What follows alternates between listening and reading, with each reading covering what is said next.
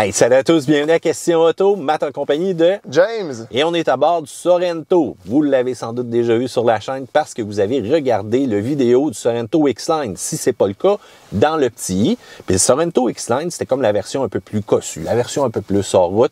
Ça tombe bien, on l'avait essayé dans les mêmes conditions qu'aujourd'hui. Mais Kia nous avait promis une version hybride branchable. Et nous voici à bord de celle-ci. Et il faut dire qu'on va se poser deux questions aujourd'hui dans la vidéo, James. Est-ce que ça vaut la peine, la version hybride branchable? Mais surtout, est-ce qu'on doit continuer de donner des rabais ou encore des incitatifs à l'achat des véhicules hybrides branchables, voire même électriques, de la part de monsieur, madame, tout le monde et du gouvernement? James, quand on regarde l'extérieur du Sorento, je regarde ça, il n'y a pas de flafla, là. On conserve un look quand même assez unique. Exactement. C'est 99,8% la même chose qu'un Sorento régulier, Matt, à part des petits accents d'argent à droite, à gauche, des roues qui sont uniques au modèle PHEV, puis une trappe de l'autre bord aussi. Ben oui, effectivement, parce qu'à gauche, on a l'essence, puis à droite, on a le côté branchable pour l'électrique. Il faut dire que les trappes sont exactement pareilles. Mais on a quand même un badge hybride branchable en arrière. Fais attention, faut pas l'oublier. Pour le rappeler à tout le monde aussi qu'on roule vert. Oh là là, oulala. Mais à l'intérieur, c'est là vraiment qu'on se démarque versus la compétition. On allie technologie puis bonne qualité des matériaux, là. Exact. Kia amène toujours un petit peu plus de technologie que la compétition pour l'effet wow. Puis on a un écran de 12,3 pouces au niveau du bloc instrument. On a aussi un écran multimédia mat de 10,25 pouces ou 8 pouces, là, la version de base, là. Et après ça, il y a aussi un intérieur de 2 tons cuir. Puis on voit peut-être un petit peu là, qui pourrait être salissant, surtout avec des enfants. Ben oui, ça c'est sûr. Puis quand on regarde les bandes arrière, le côté bleu qui ressort, le noir, on agit plein de couleurs, mais il faut dire aussi que quand c'est la nuit, vraiment l'éclairage bleuté, ça sort encore une fois de l'ordinaire, puis qu'ils ont la touch pour donner un style assez unique. 6 passagers seulement, malheureusement, pas de possibilité pour 7. On aime le toit panoramique qui est gigantesque, et que dire aussi les branchements USB à l'intérieur des bancs, ça c'est sa coche, voire même jusqu'en arrière, parle-moi de ça. Est-ce que tu prendrais place à bord de la dernière rangée? Non. Moi non plus, c'est réglé pour ça, enfin uniquement. Motorisation maintenant. On parle de 1,6 litres turbo mat avec une batterie de 13,8 kWh. On peut faire 51 km d'autonomie avec 100% électrique avec ce véhicule-là. Donc, ça fait 261 chevaux et 258 livres-pieds de couple avec une transmission 6 vitesses régulière. Oui, et ça, c'est différent parce qu'il y en a beaucoup qui vont utiliser soit des CVT ou encore des direct drive, surtout du côté électrique. Mais il faut dire qu'on conserve la bonne vieille 6 vitesses traditionnelle du côté de Kia. Traction intégrale aussi de base avec le véhicule, alors que d'autres n'en ont pas. C'est une traction intégrale qui va être sur demande. Et là, ce qu'il y a d'unique, on ajoute des modes. Bon, c'est intéressant, mais on en reparlera dans le comportement routier un petit peu plus tard. En attendant, remorquage, qu'est-ce que ça dit? On parle d'un 2000 livres. C'est moins un peu que certains véhicules de la compétition, cependant. Pour un véhicule qui, dans son ancienne version, était capable de faire 5000 livres pour le Sorento. Oui, mais attends, on avait un V6 aussi dans l'ancienne version. Oui, tu as totalement raison. Et pour une charge complète, étant donné qu'il n'y a pas une grosse autonomie puis que c'est une petite batterie, on parle de 3h25 minutes sur le 240, 10h26 minutes sur le 120. Donc ça veut dire qu'on peut vivre sans borne facilement à la maison de ce côté-là. Lorsqu'on tombe comportement routier, moi je trouve ça bien balancé. Ça file plus solide que jamais dans la gamme Kia aussi. On l'améliore de version en version. On sent cependant des fois quelques mini-hésitations entre le côté électrique. C'est quand même bien balancé, mais ce petit feeling-là, là, des fois, ça manque.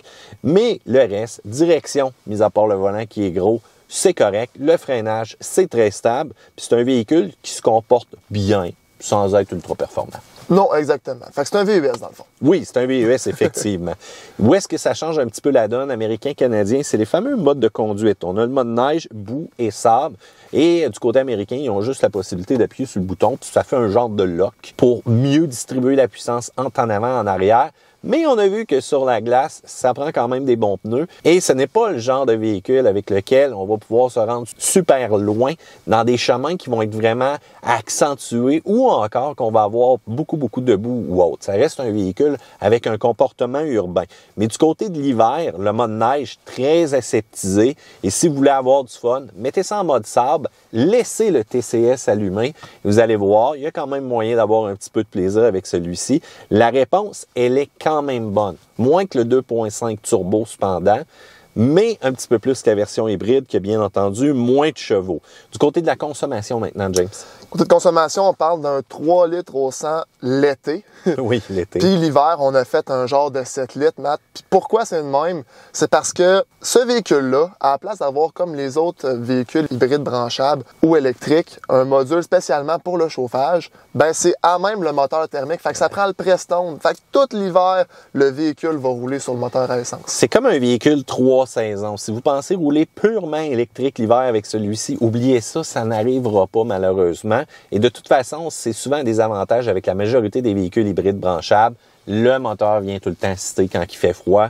Pas mal, peu importe quel modèle vous avez, mais particulièrement le Sorento, il est très fragile là-dessus. Mais il faut dire quand même que la consommation d'essence, elle est pas si pire quand on regarde un 2.5T qui va faire 11.1 en ville et 8.4 sur l'autoroute. Sur l'autoroute, ça vient se rechercher un peu, mais pour le gabarit, pour la dimension, un recul de 10 ans, là, un véhicule de cette size-là, ah non, ça consommait dans le 14-15 très facilement. Mais là, la grande question, James, est-ce qu'on est pour ou contre les fameux rabais? Ah, moi, je suis totalement contre, Matt, surtout aujourd'hui. Parce que, oui, avant, ça pouvait être justifié parce qu'une nouvelle technologie, il y a de la recherche, du développement. Par exemple, la Nissan Leaf est arrivée. Le produit coûtait plus cher versus un modèle similaire à essence parce qu'il y avait de la recherche qui s'est faite et c'était un nouveau produit. Fait que les subventions étaient faites à la base pour inciter les gens dans une industrie naissante qui avait du potentiel, les véhicules électriques. Par exemple, la Nissan Leaf, comme je te parle. Mais aujourd'hui, dans un marché où est-ce qu'il y a beaucoup, et tous les fabricants ont des modèles électriques. Ça explose. PHEV, exactement. C'est peu justifié. Ça fait un faux avantage concurrentiel aux véhicules électriques hybrides rechargeables versus ceux à essence qui s'améliorent de plus en plus et qui tend à disparaître. Oui, puis il faut dire aussi qu'on est dans une période transitoire présentement du côté de l'électrification et le modèle hybride branchable est probablement le meilleur choix pour ceux-là qui veulent pas se causer de l'anxiété aussi là, du côté des bornes et ainsi de suite. Il faut dire que, faites attention, le prix des bornes a changé maintenant. Ça va coûter pas mal plus cher se recharger pour à peine quelques kilos comme celui-ci. Puis en passant l'hiver, on coupe quasiment de moitié l'autonomie, là, que plutôt remplir de l'essence puis bon, continuer jusqu'à temps qu'on se recharge à la maison. Et une autre chose, Matt, que j'aimerais apporter, c'est que, tu sais, quand on achète un véhicule hybride, rechargeable ou électrique, on paye moins cher à cause des subventions. Mais du côté du fabricant, il ne voit pas qu'on a payé moins cher. Lui, il voit le prix des ventes. In the pocket. C'est tout dans les poches. Puis lui, il voit les ventes. Bon, il y a un attrait au niveau des consommateurs à acheter des véhicules électriques ou hybrides branchables. Mais en réalité, est-ce que les gens, à 13 000 ou 8 000 ou peu importe, 1 000 de moins qui payent, paieraient le vrai montant du véhicule? Est-ce qu'il y aurait le budget? Ben, c'est ça. Fait que l'attraction, est-ce qu'elle est vraiment là? Et est-ce que aussi le pouvoir d'achat, il est là?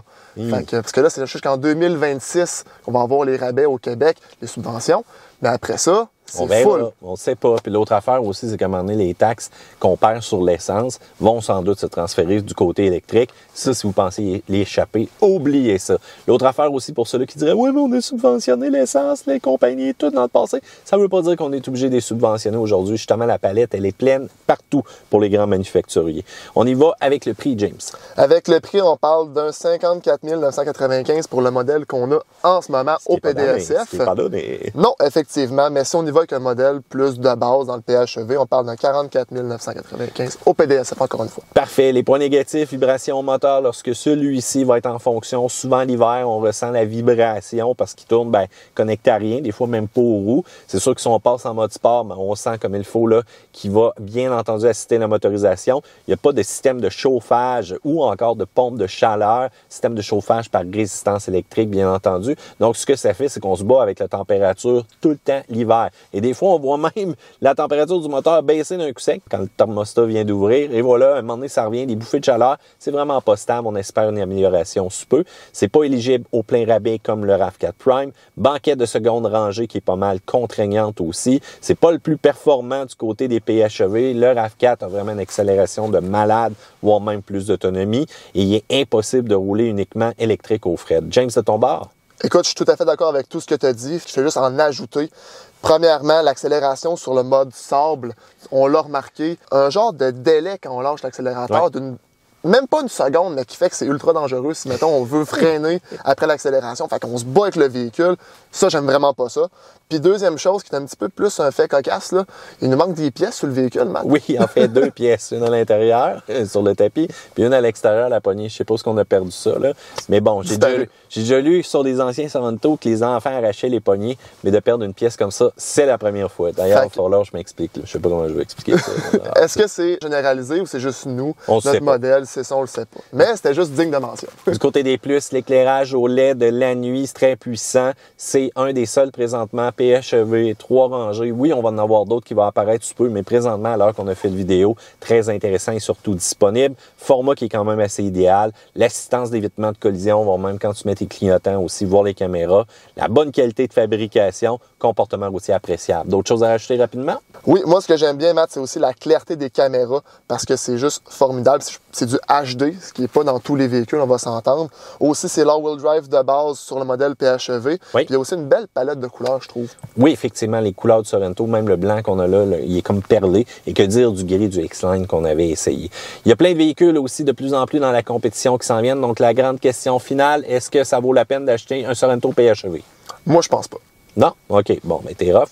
Moi, je trouve que c'est intéressant, surtout si vous pensez économie d'essence. Mais si vous pensez rouler électrique à chaque jour, malheureusement, ça n'arrivera pas, surtout pas en hiver. Fait que voilà, section commentaires ci-dessous, pouce en l'air et on Ça bonne! Yes sir! Salut, bye!